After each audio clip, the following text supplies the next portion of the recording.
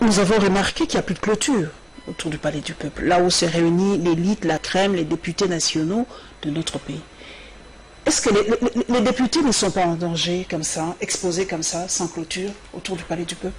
Le Palais du Peuple, à ce que je sache, le Palais du Peuple est un site protégé. Exactement. Un site protégé qui ne peut être violé. C'est inviolable, le Palais du Peuple. Bon, maintenant, le problème, c'est nous, les hommes politiques congolais, nous avons le devoir d'éduquer nos militants. Leur faire comprendre que la démocratie, ce n'est pas l'affrontement. La démocratie, ce n'est pas la destruction. On peut manifester sans casser. Déjà, nous n'avons pas grand-chose, nous avons que des problèmes.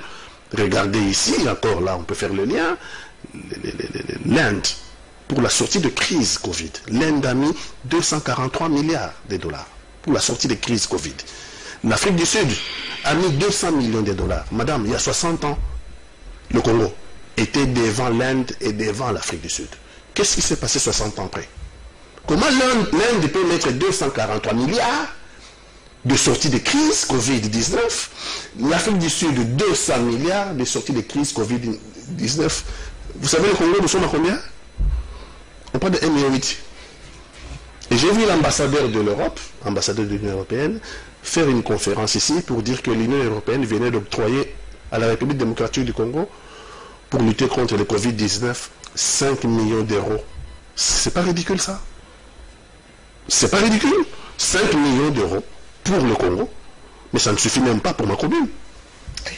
Donc, mais les Wewa, c'est aujourd'hui un lobby et c'est une force qui fait trembler, parce que quand les Wewa s'énervent, tout recule. Hein? Nous avons choisi la démocratie et l'état de droit. C'est lui qui va enfreindre la loi. Personne ne pourra être au-dessus de la loi, Wewa ou pas. Ça veut dire... Ils sont même menacés. Jean-Jacques Mamba l'a tweeté dernièrement qu'elle a été menacée par ces fameux Wewa chez lui dans sa résidence. Parce que c'est lui le cerveau moteur de la destitution de Jean-Marc Kabila. S'il a des preuves, il porte plainte et je pense que la justice fera son travail. Qu'est-ce que vous voulez qu'on dise? Est-ce qu'aujourd'hui on va se mettre debout, on commence à couper la tête de Wewa? Non, je pense qu'il y a... Nous voulons construire ensemble un état de droit. C'est une construction. Et nous avons des difficultés à y arriver. Alors, les Wewa, si on a attaqué Jean-Jacques Mamba, écoutez, la justice est là. Ça, c'est pas notre problème. C'est pas le problème de la République. C'est le problème de la justice. Il saisit la justice. Je constate que lui aussi, plutôt que de saisir la justice, c'est plutôt les réseaux sociaux. D'abord, les réseaux sociaux. Comme si... Aujourd'hui, c'est un outil formidable de communication. On peut être sauvé par les réseaux sociaux aujourd'hui, Pati Katanga. Il faut pas négliger l'impact des réseaux sociaux. Même le fils d'Emze a été sauvé par les réseaux sociaux. On néglige plus aujourd'hui l'impact des réseaux sociaux. Même le problème du fils de Mouzo. Est-ce que les problèmes privés peuvent se régler en privé? Pourquoi veut-on à tout prix amener le problème qui revient au privé, le problème qu'on peut traiter en famille, l'exposer en public? Qu'est-ce que le peuple congolais a à foutre? Qu'est-ce que le peuple congolais a à gagner? Le peuple congolais a-t-il élu Félix Antoine Tshisekedi pour ça? Pour qu'il y ait maintenant débat qui est l'enfant de X, qui est l'enfant de Y? Non, les Congolais l'ont élu à la magistrature suprême pour trouver des solutions à leurs problèmes. Problèmes d'école, problèmes d'emploi, problèmes, nous constatons que nous n'y sommes pas. Nous commençons à rentrer aujourd'hui dans la diversion. Là, nous sommes dans la diversion. Nous ne sommes plus dans l'essentiel. L'essentiel aussi, je vous pose directement cette question, vous les hommes politiques, vous les leaders d'opinion, on vous accuse, vous, d'être à la base de toutes ces situations. Les hommes politiques congolais sont des égoïstes, ils ne pensent qu'à eux, voilà, qu'à leurs petits intérêts, voilà quoi. Vous ne pensez même pas à ce peuple qui vous a élu, ce peuple qui marche sous le soleil, ce peuple qui mange une fois par jour, ce peuple qui a des difficultés de transport, vous ne pensez qu'à vos petits intérêts. Vous, les hommes politiques. D'ailleurs, les gens me poseraient la question aujourd'hui, bon, vous avez répondu que c'était pour les élections, la dynamique des alliés de Caméré, Pati Katanga. J'y reviens. Pourquoi soutenir VK aujourd'hui? Est-ce que vous allez mettre la même force à soutenir un Congolais lambda aujourd'hui, s'il a un problème? Mais pourquoi je soutiens VK aujourd'hui? Parce que j'estime que le procès qui lui est fait est injuste. Et je suis anxieux de trouver que Vital Kamerhe va prouver son innocence. Je ne peux pas accepter, moi qui suis attaché à l'état de droit, je ne peux pas accepter qu'on ait désigné quelqu'un coupable avant même que les jugements aient eu lieu. Ce n'est pas acceptable. Dans le cas de Vital Kamerhe, on a déjà désigné un coupable, une victime expiatoire. Moi encore, je vais le dire il y a 2000 ans. on a crucifié un innocent, c'était Jésus-Christ. Et on a libéré un bandit des grands chemins, Barabbas. 2000 ans après, aujourd'hui, nous sommes tous, chaque soir, à genoux, en train d'implorer. La responsabilité des politiques congolais dans l'échec, vous avez dit 60 ans après aujourd'hui, nous sommes presque les derniers des pays africains aujourd'hui. Nous sommes aujourd'hui attaqués par la Zambie. Vous le savez, aujourd'hui que la Zambie détient 2 localités de notre pays aujourd'hui. Oui. Et on privilégie la voie diplomatique, vous le savez. Et d'ailleurs, le député national Claudel Loubaya s'est levé et dit, mais pourquoi nous devons tout le temps faire cela, privilégier la voie diplomatique. Quand les autres nous attaquent et prennent nos territoires, eux, ils n'ont pas fait ça. Eux, ils nous ont attaqués, ils sont là chez nous. Mais nous devons faire la courbette, voir les Européens, les autres, pour traiter ce qui se passe dans notre propre territoire. La RDC aujourd'hui, cette faiblesse de la RDC, c'est vous les politiques. C'est vous qui avez détruit ce pays. Avec nous, bien sûr, mais la responsabilité, c'est vous, parce que nous nous mandatons notre pouvoir, nous vous le donnons. Oui, mais les Congolais peuvent se poser cette question à eux-mêmes. Si vous avez une population comme la population congolaise, vous méritez quelle classe politique? Nous sommes le reflet de la classe, nous sommes nos classes politiques congolaises. Nous sommes le reflet de la population congolaise. Vous ne pouvez pas chercher l'excellence dans la médiocrité. Ça ne se fait pas. Donc, le problème, il est collégial. Le problème, il faut trouver une solution collégiale. Le problème, ce n'est pas aux hommes politiques de trouver la solution et aux Congolais de rester dans les antivaleurs. La plupart d'antivaleurs sont exacerbées par eux-mêmes, les Congolais. Je ne suis pas ici en train de disculper la classe politique. Et là, c'est responsabilité. Mais j'ai dit que la responsabilité, elle est aussi collective. La population congolaise a aussi sa propre responsabilité. Qu'est-ce qui peut se faire que 60 ans après, l'Inde soit capable de mettre 243 milliards de sorties de crise. Afrique du Sud, 200 milliards de sorties de crise. Madame, en 60 ans, nous étions devant l'Inde. Il y a 60 ans, nous étions devant l'Inde et devant l'Afrique du Sud. Réfléchissons collectivement. Réfléchissons collectivement. Mais cette histoire de tribalisme, j'ai appris quand on a arrêté le président Vital Kamerhe, qu'il y a eu des jeunes du Kivu, et même un qui s'est immolé. Et aujourd'hui, avec cette histoire de ressortissants d'eux, chaque fois qu'il y a un problème, nous ressortissants d'eux, nous caucus d'eux, des députés d'eux, est-ce qu'on ne peut pas interdire, avoir une loi qui interdit ce tribalisme est presque légalisé. Parce que Vital Kamerhe, l'UNC, je pense, n'est pas seulement une partie des gens de l'Est de la République. Non. Alors pourquoi on fait ressortir le fait que ce sont que les gens de l'Est qui se sentent mortifiés par l'arrestation de Vital Kamerhe? Non. Nous, le Congo, c'était la même chose. Nous, ressortissants d'eux, nous ne voulons pas, on arrête ça. Nous, on ne peut pas arrêter. C'est une tare dangereuse pour la République. Notre pays peut sombrer à cause du tribalisme. Quand on arrête quelqu'un de ce coin-là, les gens de son coin s'élèvent. Quand on arrête Monouba, là c'est le cas de Mokuna, les gens ils s'élèvent. Quand on arrête, mais l'état de droit, ce n'est pas ça. Je pense qu'il faut réformer la loi et il faut une carte d'identité nationale sans mention ethnique. Parce que ce n'est pas acceptable.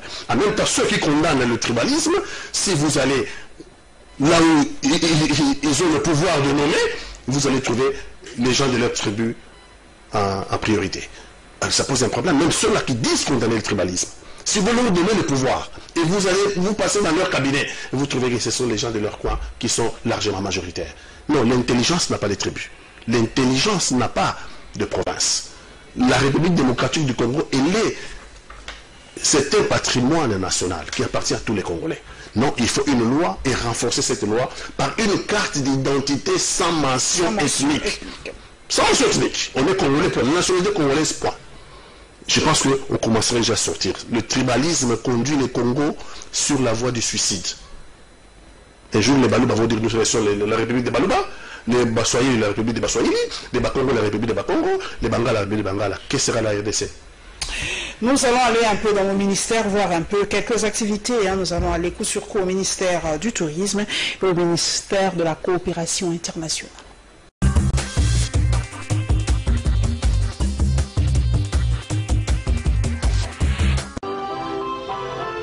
Comme l'on peut bien apercevoir ces kits complets remis aux opérateurs du secteur touristique, Dr Yves Bonkoulouzola, initiateur de cette opération, avait dans sa gibecière des dispositifs de lavage de mains, des désinfectants, masques et autres.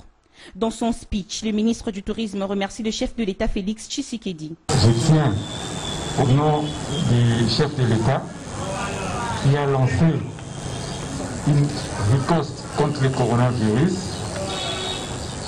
et au nom du chef du gouvernement, son Excellence, Sylvestre Ilunga, je tiens également à dire à tous nos responsables des comités de surveillance, à l'Office national du tourisme, le secrétariat général, que ce symbole de lancement de l'opération de distribution de kits qui commence aujourd'hui devra se poursuivre afin que nous puissions tous soutenir nos opérateurs pendant cette période difficile du coronavirus. Soulignant que ces kits complets sont également destinés à toute personne qui fréquente ces lieux afin de se protéger contre le coronavirus. Cette opération s'est déroulée en présence du bourgmestre de la commune de Kinshasa qui se dit satisfait. La commune de Kinshasa sera toujours très reconnaissante du geste posé à son égard. Après Hôtel Cabinda Center, le ministre s'est rendu aussi à Africana Palace. Les bénéficiaires n'ont pas manqué à exprimer leur gratitude. Nous sommes très honorés aujourd'hui de recevoir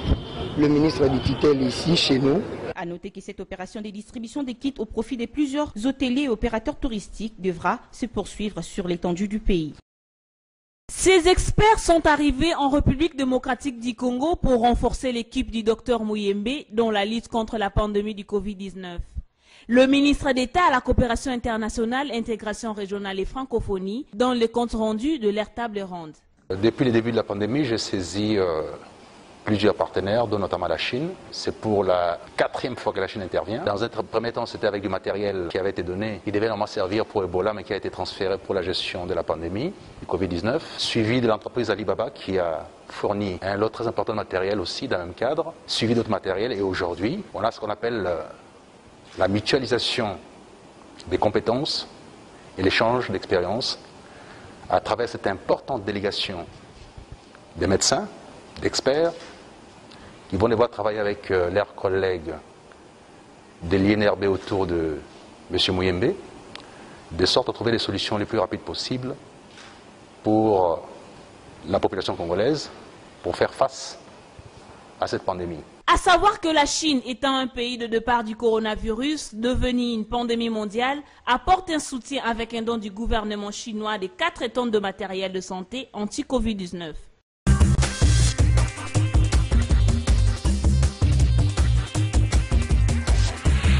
Pati Katanga, la Chine. Encore la Chine. Nous avons suivi le ministre Pépin Guillaume Anjolo. L'apport de la Chine, l'appui de la Chine est vraiment comme une bouée d'oxygène pour nous. Mais les gens disent que les Chinois...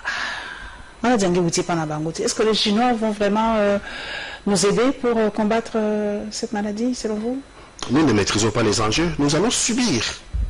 Les Américains et les Chinois s'accusent. Les Américains disent que le virus a été créé dans les laboratoires à Wuhan. Les Chinois disent à leur tour que ce sont les militaires américains qui étaient en manœuvre dans la mer de Chine qui avaient apporté ce virus-là en Chine. Nous sommes là, et on dit en français, là où se battent les éléphants, nous ne sommes que l'herbe. Nous n'avons qu'à souffrir. Parce que nous sommes un pays qui n'anticipe pas. Nous n'avons pas de moyens. On ne sait pas anticiper, nous sommes en train de subir. Nous envoyons les Chinois ici. Qui a expertisé pour savoir si on ne nous apportait pas encore un virus de plus? On ne sait pas qui ils sont des experts en quoi? Ils sont des médecins, et ce sont des médecins, non? Tous les experts nous disent qu'il y aura une autre mutation. Il y aura Covid-20. Il y a déjà la deuxième vague en Chine, déjà. Mais maintenant, nous, des gens viennent, on nous dit que ce sont des spécialistes. Est-ce qu'on a vérifié en Chine si ce sont bien des médecins inscrits à l'ordre national des médecins chinois? Parce que nous avons des médecins ici, si c'est congolais, ils sont inscrits à l'ordre national des médecins. Mais si c'est des étrangers qui viennent ici, ils se disent spécialistes. Est-ce que nous avons vérifié qu'ils les sont réellement? Un jour, on va nous apporter des choses qui nous ne seront pas maîtrisées. Donc j'ai dit, nous sommes en train de subir. Nous ne savons pas anticiper. Et ça, anticipons-nous ici en Congo. L'après-Covid, Pati Katanga, comment ça va se présenter en réalité? Puisque déjà on parle, nous avons ouï dire que la commune de la Gombe n'est plus le centre, l'épicentre dans la ville de Kinshasa. On risquerait même la reprise de cours d'ici là. Et beaucoup de parents ont peur de la reprise des cours parce que on ne sait pas encore ce qui va se passer. L'après-Covid, selon vous, comment ça va se passer? L'après-Covid sera très dur pour la RDC. Déjà, les quelques sociétés que nous avons sont à l'arrêt. Donc l'État va manquer bientôt de moyens puisqu'on ne paye pas les taxes. Les sociétés ne fonctionnent pas. On a confiné Gombe, on a réduit l'espace où le Congo, les trésors congolais pouvaient avoir prélevé des taxes. L'après-Covid, nous n'avons pas réfléchi à ça. Nous sommes en train de naviguer à vue. Je serai président de la République, je mettrai en place un comité ad hoc des stratégies économiques pour commencer à réfléchir et à proposer. Oui, genre think tank, comme cela se fait dans de grands pays. Nous n'avons pas de think tank, nous n'avons pas de nous n'avons pas de brainstorming. Nous naviguons à vie. Et la sortie de la crise, c'est la Chine qui est l'usine du monde. C'est-à-dire que nos minéraux, nous vivons sur les minéraux. C'est la Chine qui importe. Mais l'usine a fermé en Chine. Conséquence, nos minéraux ne valent plus rien. La loi de l'offre et de la demande. Vous avez des minéraux, nous n'en avons plus besoin. Donc nos minéraux ne valent plus rien. Il faut sortir. Il faut avoir un think tank pour réfléchir sur des stratégies économiques nous permettant de sortir de cette crise. Sinon, ça sera une catastrophe. Les gens vont commencer à mourir de faim dans la rue parce que 80% des denrées alimentaires, nous les importons. Non seulement nous allons manquer d'argent, aujourd'hui le dollar est à 2000. Hein, à peu près 1980. Oui. 1980. Oui. Donc c'est déjà la Banque centrale n'a plus de réserves pour venir soutenir le franc congolais sur le marché. La Banque centrale n'a plus de réserves pour venir soutenir le franc congolais. Le franc va continuer à couler. Et conséquence, comme nous importons en dollars, nous allons manquer l'argent pour importer les fiscales des denrées alimentaires et nous allons commencer à crever de faim. Non seulement nous n'aurons pas l'argent pour acheter la nourriture, mais nous allons aussi manquer de la nourriture parce qu'on n'aura pas l'argent pour les importer. C'est grave, il faut mettre en place un think tank de réflexion des stratégies économiques. Et je pense que les chefs d'État sont en train de me suivre. On ne peut pas rester les bras croisés, tendre la main, voir des conférences de presse du style ambassadeur de l'Europe, qui vient ici avec 5 millions d'euros. On rigole, on se fout de nous. Hein. 5 millions d'euros pour la République démocratique du Congo. Et l'ambassadeur de l'Europe fait une conférence pour ça. Ah, nous sommes pauvres, hein? Nous sommes potentiellement riches. Vous êtes potentiellement très très riches. Vous le savez, c'est la phrase qu'on on le balance depuis que nous sommes à l'école primaire. La République du Congo est un pays potentiellement riche. Espérons changer ses potentialités en réalité, ça sera une très très bonne chose. Nous allons clôturer, mesdames et messieurs, un peu par le social. Nous allons parler un peu de Bandal Bopeto, hein, parce que cette opération de Kin Bopeto, je ne sais pas avec la Covid-19, si ça continue toujours. Voilà, et nous allons terminer par la réaction de Puna par rapport à la reprise de cours. Parce que nous avons ouï dire déjà que d'ici là, les cours peuvent reprendre. En quelles conditions? Suivons.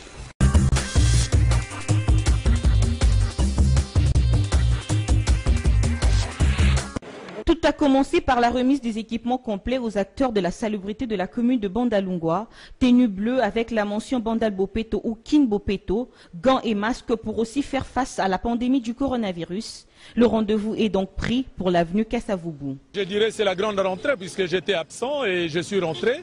Et voilà, on doit donner un grand coup de balai, malgré qu'il y a cette pandémie qui dérange un peu la planète entière. Mais on ne peut pas s'empêcher de rendre notre environnement très propre. Oui, j'étais absent du pays pendant un moment en raison de la coopération internationale communale à Bruxelles. Et de mon retour, j'ai vu qu'il y avait un peu un laisser-aller et que le gouverneur a pensé à nous. Nous avons eu les équipements, vous avez vu, nos TT sont bien équipés maintenant. Et on s'est dit, c'est samedi-là qu'on doit donner un grand coup de balai. Cette remise de l'opération Bandal Bopeto n'a pas laissé l'Indalois indifférent. Ça se voit, c'est très bien. Les gens sont en train de travailler aussi, de balayer vraiment le macadam et aussi l'avenir. Tu as encouragé beaucoup, mais encouragé bien travailler pour n'abasser la moussane. Et aussi, maintenant, il faut la paix, la très propre. C'est pourquoi tu as encouragé beaucoup, mais on a courage. À la clôture de la tâche du jour, Bailon Gaïbene a rappelé à ses administrés l'obligation de mettre la propriété devant chez soi chaque samedi avant 11 h. Ce que nous, au niveau de la synergie des syndicats des enseignants de la République démocratique du Congo, nous pouvons conseiller, c'est que ça ne sera pas bon de pouvoir reprendre les activités scolaires avec une partie d'élèves, notamment avec les provinces qui ne sont pas concernées par la pandémie. Parce qu'en ce moment-là, on va fragiliser psychologiquement les élèves de Kinshasa et des autres provinces touchées par la pandémie. Ce qui est bon à faire, c'est que, et nous l'avions proposé depuis le 20 avril lors du point de presse de la synergie, nous avons demandé au gouvernement de pouvoir mettre tout en œuvre pour qu'on puisse passer qu'on puisse désinfecter les différentes écoles, notamment dans les provinces qui sont concernées par la pandémie, et qu'on puisse préparer les dépistages obligatoires de tous les élèves et de tous les enseignants, de telle sorte que l'on trouve une date définitive et tous les élèves, à travers la République, vont devoir reprendre au même moment. Parce que n'oubliez pas que notre système éducatif facilite l'union, l'unité, et nous pensons qu'il faut qu'on puisse préserver cela. Donc pour nous, il faut que le comité technique de la riposte fasse son travail en désinfectant les écoles, en érigeant le dispositif exceptionnel pour le lavage main dans les établissements,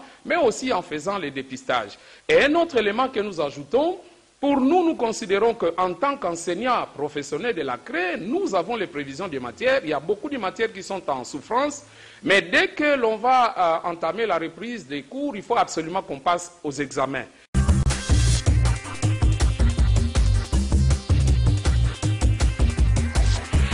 Patrick Katanga, nous sommes en train d'atterrir avec ce dossier de l'EPSP ou de l'éducation en général.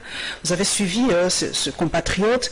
Il a dit que ce ne sera pas très bon, je ne trouve pas le terme adéquat, ce ne sera pas très équitable en fait, que d'autres provinces soient privilégiées parce qu'ils ne sont pas contaminés par rapport aux provinces contaminées. Cela créerait une cassure chez les élèves, une cassure vraiment psychologique. Oui, cela va créer un déséquilibre entre ceux des élèves qui sont dans les zones contaminées et ceux des élèves qui sont dans les zones qui ne sont pas contaminées. Bon, maintenant il faut réfléchir, il ne faut pas donner des réponses comme ça. Est-ce que nos enfants ne seront pas en danger s'ils reprennent l'école? Il faut réfléchir, les comités scientifiques doivent être au cœur de la réponse. C'est le comité scientifique. Ce ne doit pas être une solution politique, mais la solution doit être scientifique. Ils doivent nous dire, est-ce qu'il faut par intermittence une école parce que d'abord, nous avons 40-50 élèves par classe. Comment ça va se faire? Parce que la loi dit, enfin la loi... Pas plus de 20 personnes. Pas plus de 20 personnes. Comment ça va? Donc faire les classes par... Faire des classes par intermittence. Une partie vient aujourd'hui, une autre partie demain, et ainsi de suite. Il faut trouver une solution, mais ça, il faut associer les scientifiques. Parce que la pandémie est à nos portes, et ça peut importer. Aujourd'hui, heureusement, les enfants ne sont pas trop affectés. Mais demain... C'est dans certaines études, oui. Mais demain, combien seront malheureux, les parents dont les enfants? Combien seront malheureux? Donc si on peut prévoir, il faut mettre les scientifiques au cœur de la solution pour qu'ils nous disent qu'est-ce qu'il faut. Parce qu'après tout, il faut que les enfants reprennent l'école. En France, on a repris l'école. En déconfiné en France, oui. Nous avons déjà des problèmes. En Allemagne, on a repris l'école. On ne peut pas laisser nos enfants à la maison accumulant de retard. Déjà, on a des retards. En accumuler d'autres par rapport à d'autres enfants sous d'autres cieux. Mais il faut, pour cela, le comité scientifique. Ça me fait titre, Patrick Katanga. Vous avez fait cette comparaison en Europe et beaucoup disent que nous faisons du copier-coller. Ce qui se passe en Europe, nous refaisons la même chose sans tenir compte des réalités congolaises. Nous avons parlé qu'en France, il y a une partie des élèves qui ont repris les chemins de l'école en Allemagne, mais eux, ils ont des moyens. Nous allons permettre à nos enfants de réouvrir les écoles sans moyens. Pourquoi on doit faire du copier-coller? Copier, ce n'est pas mauvais, mais c'est quand on copie le mauvais exemple, c'est ce qui est mauvais.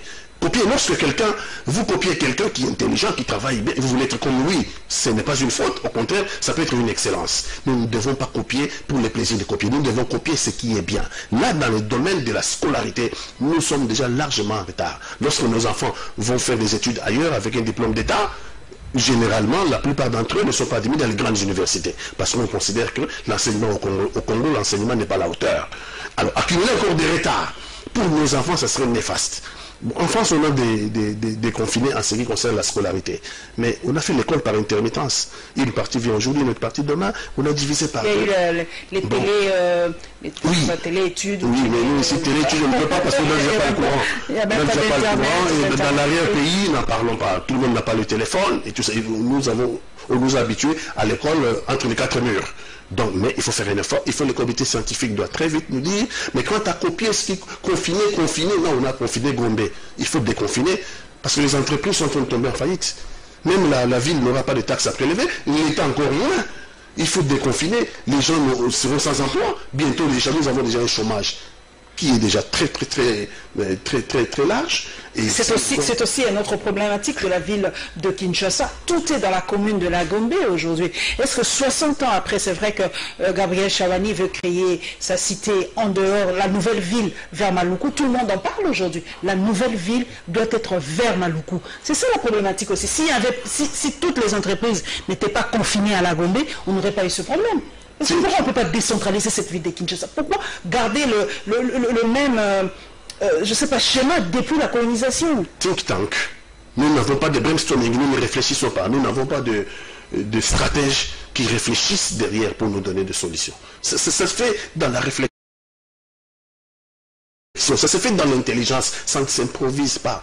Aujourd'hui, pour Kinshasa, on dit on peut déplacer vers Maluku. Mais la République démocratique du Congo veut construire un port à eau profonde. Mais vous avez vu Banana, vous avez vu Boma. On va construire un port à eau profonde là-bas. Vous sortez comme ça, c'est une hutte. Il faut aussi créer une autre ville là-bas. Pour que les paquebots qui vont apposter là-bas avec les matériels et tout ce qui viendrait d'autres pays puissent trouver des acquéreurs, puissent trouver un marché sur place. Donc ça veut dire il faut réfléchir, mais nous ne réfléchissons pas. Il y a pas de... Nous sommes trop distraits par les sextapes, nous sommes trop distraits par les youtubeurs, nous sommes trop distraits par n'importe quoi, voilà quoi. Donc, on n'aura pas le temps de réfléchir. Je crois que quelqu'un d'ailleurs m'a dit de vous poser cette question. Est-ce que ce n'est pas une politique de nos politiques de nous distraire comme ça pour empêcher les Congolais de réfléchir? Parce qu'il y a toujours une affaire dans une affaire. Quand on essaye d'arrêter, une autre affaire surgit, une autre affaire surgit. Et ce n'est pas une façon de nous distraire. Le Congolais est toujours dans la distraction. Essayez de comparer, lorsque vous regardez ce qui se passe ailleurs et ce qui se passe au Congo, vous remarquerez que nous sommes en train vraiment d'abêtir. Là, nous avons dépassé la médiocrité. Nous sommes en voie d'abêtissement. Nous sommes en train de devenir des bêtes. Chez nous, c'est plus. Si vous êtes intelligent, vous faites exception et personne ne veut de vous. On veut des médiocres. Voilà, un mot par rapport à l'opération Kimbo Beto, Banda Popeto. C'est vraiment une piste de solution pour réembellir la ville de Kinshasa? L'idée est bonne, mais la ville de Kinshasa n'a pas de moyens. La ville de Kinshasa nous a parlé de détournement, enfin, nous a parlé d'une dette de 61 millions.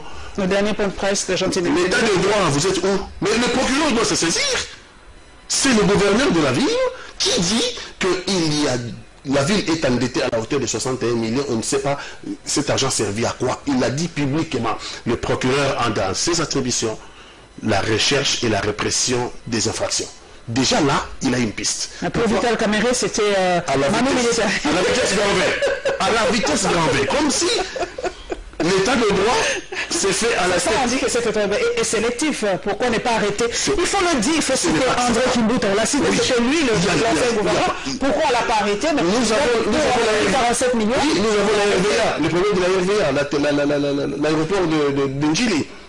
Nous avons le problème de Bukamalonzo. Nous avons le CFM, FPI. On peut continuer comme ça. Alors, on attend l'état de droit. Les magistrats, nous démontrerons qu'ils sont indépendants quand ils s'attaqueront à toutes les infractions sans tenir compte de la tête de celui qui a commis cette infraction. Pour l'instant, seul Vital Kamere est donné en pâture. Il est livré en pâture. Et nous savons très bien que la justice dans notre pays. Vous y croyez? Et malheureusement, je n'y crois pas encore tant que je ne verrai pas poursuivre ceux qui ont détourné à la FPI. Tant que je verrai ceux qui ont détourné Bukamalonzo. Tant que je verrai l'aéroport de RVA. Tant que je verrai la ville de Kinshasa.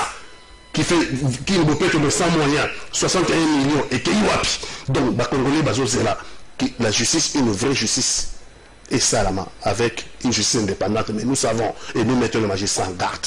Nous savons qu'un certain nombre de magistrats, pas tous, sont inféodés dans les partis politiques, sont inféodés dans les officines politiques.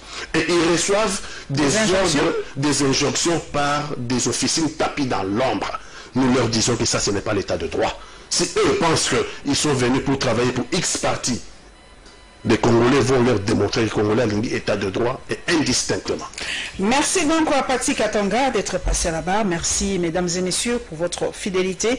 Pati Katanga est président du mouvement des citoyens Maïmaï, porte-parole de la dynamique des alliés de Vital Kamere. Merci à tous mes followers dans les réseaux sociaux. Merci en tout cas pour votre fidélité une fois de plus.